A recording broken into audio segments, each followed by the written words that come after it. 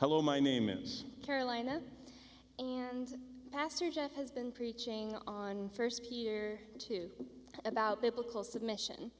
And so I was wondering, when Peter says to submit to the authorities, how does the civil rights movement fit in with that?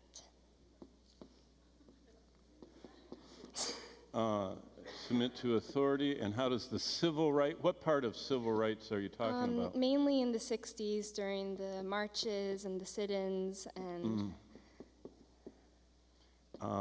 Yeah, and where do strikes fit in? Marches, sit-ins, all of that. That's a good question, Carolina. Let's first look at what Peter says, and then we'll go back to Paul's. So we can go to 1 Peter, where he tells us in chapter, I think it's 2, 1 Peter 2, starting in verse 13 onward, it says, "Therefore submit yourselves to every ordinance of man for the Lord's sake, whether the king is supreme, or to governors as those who are sent by him for the punishment of evildoers and the praise of those who are good. For this is the will of God." You know, a lot of people are always wondering what the will of God is. There are 5 times it very clearly says this is the will of God. And this one is one. "This is the will of God, that by doing good you may put to silence the ignorance of foolish men, as free, not using your liberty as a cloak for vice, as bondservants." And then he lays it on in verse 17. "Honor all people." We should be the least prejudiced, the least discriminatory, the least sarcastic, the least racially anything people in the world. We're supposed to honor everybody. We're supposed to love the brotherhood that's in Christ. Of course, fear God. And then the kicker is honor the flagrant, open, homosexual activist himself, Nero, the king, which is amazing, because that's what, the killer of the Christians, honor him. And then he goes through servants and everything else. So what Caroline asked is, how do you submit to authority? What about the civil rights, all the stuff that went on? And I can add to that, strikes.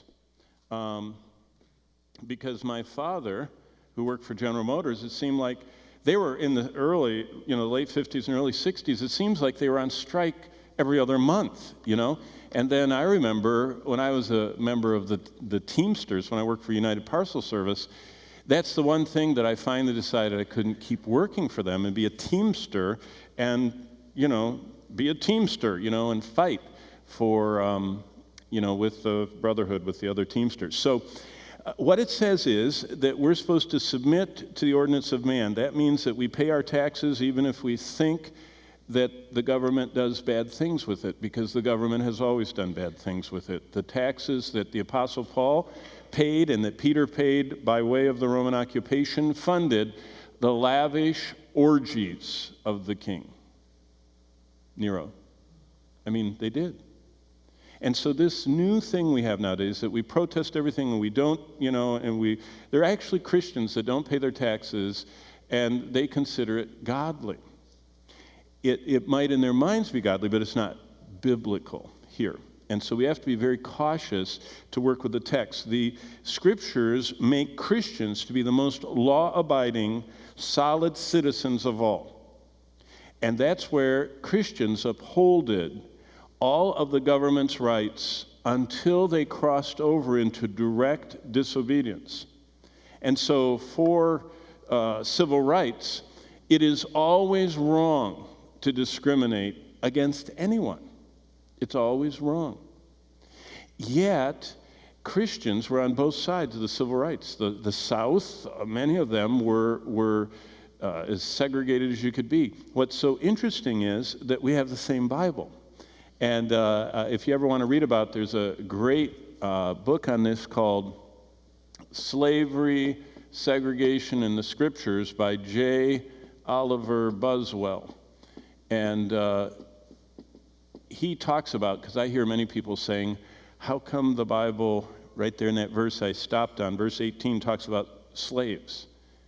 And how can the Bible at all speak to the 21st century when it regulates slavery? The Bible regulated how people were to behave within the cultural context. So if there ever is a period in time when there's history, the people who honored God, if there was slavery, they were supposed to be the ones who treated their slaves with the utmost respect, with the utmost care, with no mistreatment of them, and to rightly pay them and everything else, because slavery was endemic. It was part of the fabric of the ancient world. And so all God did is he didn't condone and he didn't condemn. He just said, if you're a master, you're actually going to answer to me. And if you're a slave, you're actually going to answer to me and go. So number one, submission to government is clear. Now, if you back up to Romans 13, Paul enlarges on that beyond what Peter says. And we'll get into the sit-ins and all that Carolina talked about. But Romans 13 talks about starting in verse 1, let every soul be subject. And so basically, the word hupotasso means that you line up behind. It isn't that you obey everything they say. You line up behind everything that they're in charge of. That means that they're in charge of the taxation, that they're in charge of the laws and rules. And so in all of the areas where they don't impinge, where they don't cross over, as the apostle said, we have to serve God rather than man. But there are so few things we protest that actually are about serving God. It gets into us being concerned personally for our financial or our preferences. But it says there are no authorities except from God, verse 1. And the authorities exist are appointed by God. And I think that's part of the submission we were talking about this morning, even the trusting God aspect, that we know for sure that God himself placed Bill Clinton, Obama, and all the Republican presidents around them in office. A lot of people are celebrating. They think that our newest president is like an answer from the Lord. The previous one was too. Because look what it says in verse 1. All authorities that exist are appointed by God. He actually raises up and puts down kings. So what happens when we don't like the authorities, like whether it's segregation, the civil rights movement and all that? Verse 2. Therefore, whoever resists authority resists the ordinance of God, and those who resist will bring judgment on themselves. For rulers are not a terror to good works, but evil. Do you want to be unafraid of authority? Do what is good, and you have praise. Now we get into what happens when the government puts into place laws that are unbiblical. Then comes the fact that Christians, we should be the ones that are most citing what God's moral code is. And we should be the ones, actually it should be that we who believe and know the Bible should be the ones that are saying that God has no respect of persons, that mankind is made of one blood, that there are no racial divisions. There aren't three races, there's only one. And it says in Acts 17, God has made from one blood all the nations of the earth and has appointed their habitations. So with God, he is colorblind and there's no racial distinction. Mankind and our humanness and our sinfulness and our selfishness and all that has raised those divisions.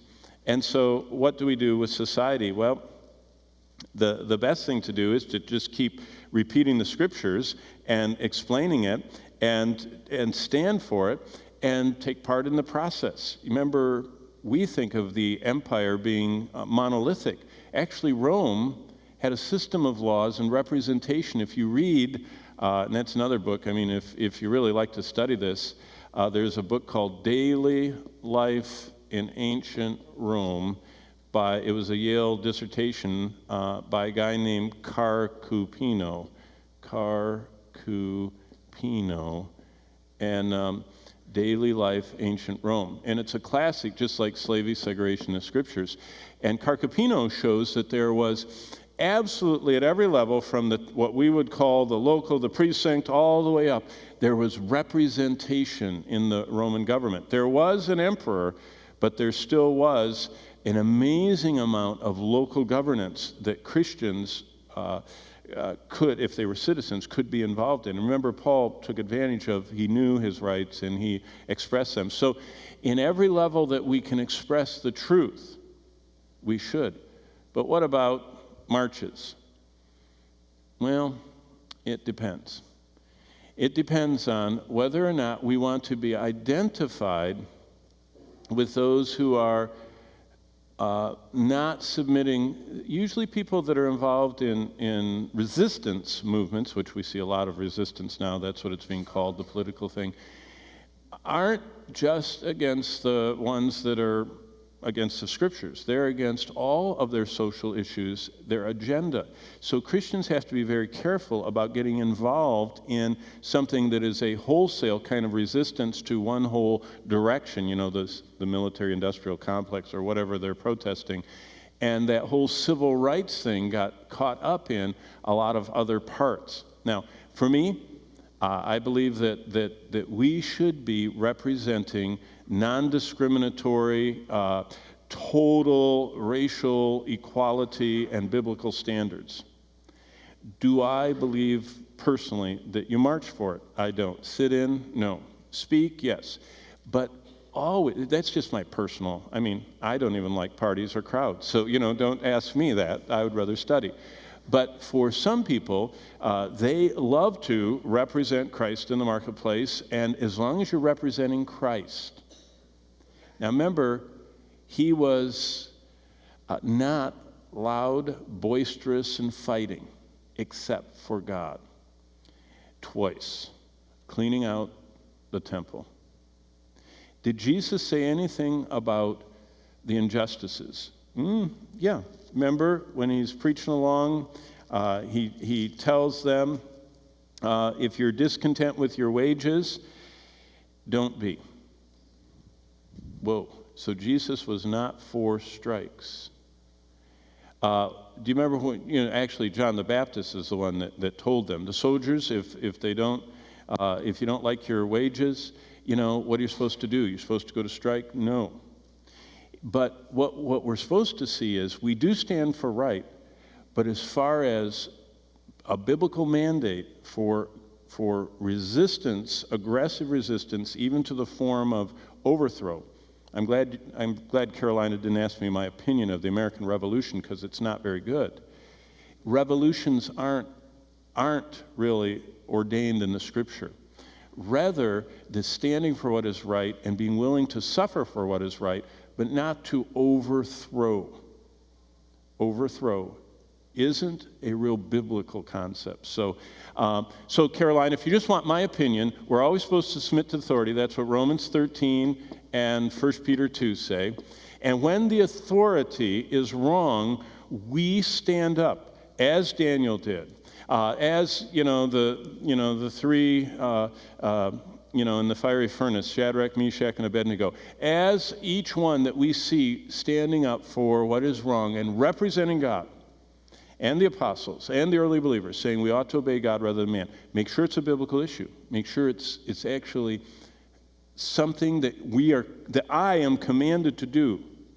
I'm not commanded to be discriminatory. Our country might be, but our country is pagan. Our country will never be Christian. We cannot Christianize America or any other nation. So, see, that's where Christians, they're fighting to Christianize something that can never be Christian. A nation can never be Christian. God couldn't even run a theocracy directly there without killing people to make them obey. God does not force us to obey. We cannot force pagans to take Christian values. We can live it, we can stand for it, we can proclaim it, but to be known as an activist for civil rights when we're not known as an activist for Christ, for salvation. See, that's what's so interesting. People will get totally caught up in civil rights or environmental rights or whatever that have never taken a stand. You never see them on the corner preaching, but they'll protest or sit in or whatever, resist. Which is worse, to be discriminated against or go to hell? Which is worse? And yet they get worked up over the discrimination rather than over the lostness of the world. So, and I'm going to go beyond the question. So, Carolina, where did you go? Oh, right there. Did I say enough? Because I'm going to get in trouble, because I am getting tired and tired. So she releases me from saying any more. Okay. Thank you, Carolina. And no follow-up question on that.